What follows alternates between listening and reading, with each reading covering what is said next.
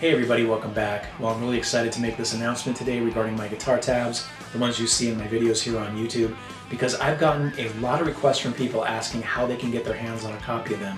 Because for some people, they don't want to sit through the video every time they practice to see the tabs. They want them separate, right? They want to print them out or put them on their desktop or whatever so they can practice along at their own leisure.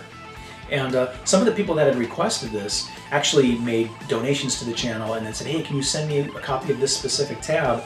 And we're saying, you should sell them. So I thought a long time about this and I finally decided to make it happen. And before people get upset and say, oh no, you're selling out and you're gonna hide your tabs behind a paywall or some other gimmick, that's not what's going on, okay? I have no plans to change the format of my videos here on YouTube. Okay, I'm still gonna do the same kind of videos where I do the guitar lessons where the tabs are on the screen and you can see them for free that way if you want. I'm simply trying to help people that want, a separate copy and make it a win-win situation.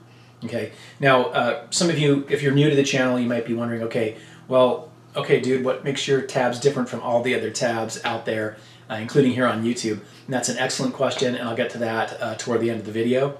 But first, I want to talk about the process on how you can obtain them. Oh, and before we get into the process, let's talk about that price. Now, several of the people that had requested that I do this had made recommendations on what the price would be, and so I asked some other subscribers of mine what their thoughts were, and that's how I came up with what it'll be. And it's going to actually vary a little bit depending on whether the tab is from a video that's like really new versus older, or if it's more complex, but it's never going to be more than a handful of dollars. Well, now I say never. I can't promise in 10, 20 years, due to inflation and cost of living increases and all that. But for now, never more than a handful of dollars, okay? All right, now for the process, what you're going to do is go to the particular video that you want the tabs for. And once you're in there, you'll go down to the description of the video and you'll see in that description the price for that particular solo tab and also a link to the PayPal transaction site where we'll do all this, okay? So once you click on the link, you'll go to my PayPal transaction site, then you'll see either a request or a send button. You don't want to click on request. I know it sounds counterintuitive. You want to click on send, okay? And then it's going to ask you to put in the dollar amount. You'll put in the dollar amount for that particular tab that I wrote in the description for it. And then you'll add a note.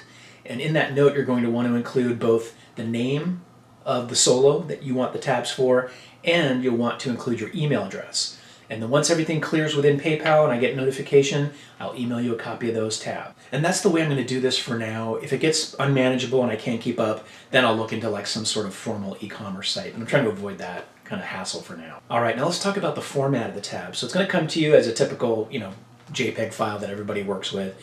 And here's an example on the screen right now. So you can see that the tabs are going to be broken up into sections, just like I do here on my YouTube videos. And it'll correspond to the videos too. So if you want to go back to the video and watch it and know which section I'm talking to, the tab will have it broken out the same way. Okay? And in some cases where there's something funny and kind of weird going on that's hard to transcribe, that happens sometimes with tabs, I'll put some notes on the tab page that will explain those kind of weird things that are going on. So like I said, it's going to be very similar to the way I break up the solos in my videos into different sections so you can digest each part one by one. All right, now I'm going to circle back to that question earlier for the newer people who are wondering why my tabs, or if they really are different than all the other ones out there, and I'll explain why they are. So first of all, I started playing guitar in 1983, and about 2 years later, I learned how to read tab, and I've been reading and using it ever since. So I've been using tabs for a very long time.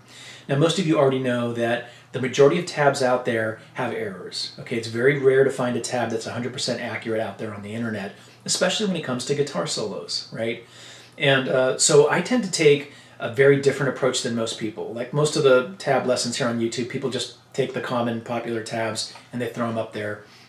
I do much more than that, okay? So here's my approach. First, I will go out and I'll grab the popular tab versions that are out there because I like to use that as a little bit of a reference just to see what other people are doing.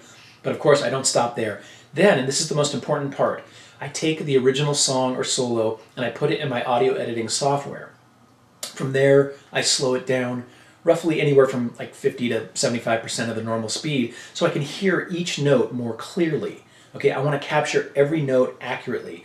I also want to listen to every phrase, every bend, every slide, every vibrato, every little nuance in the playing. I'm slowing it down so I can hear everything as closely as possible.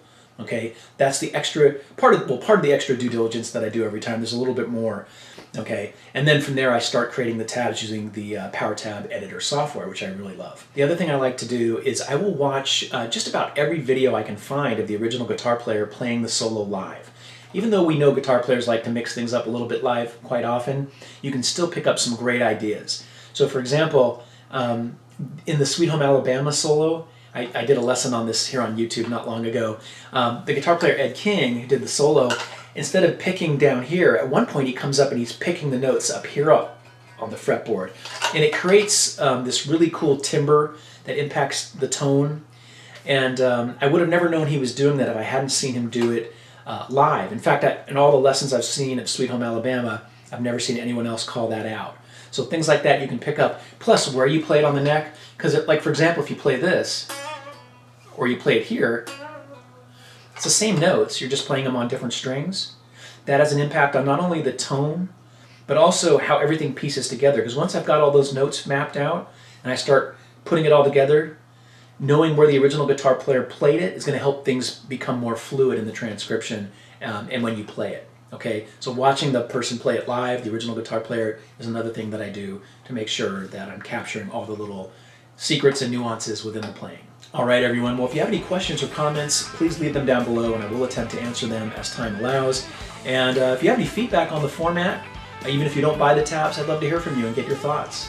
All right, until next time, rock on.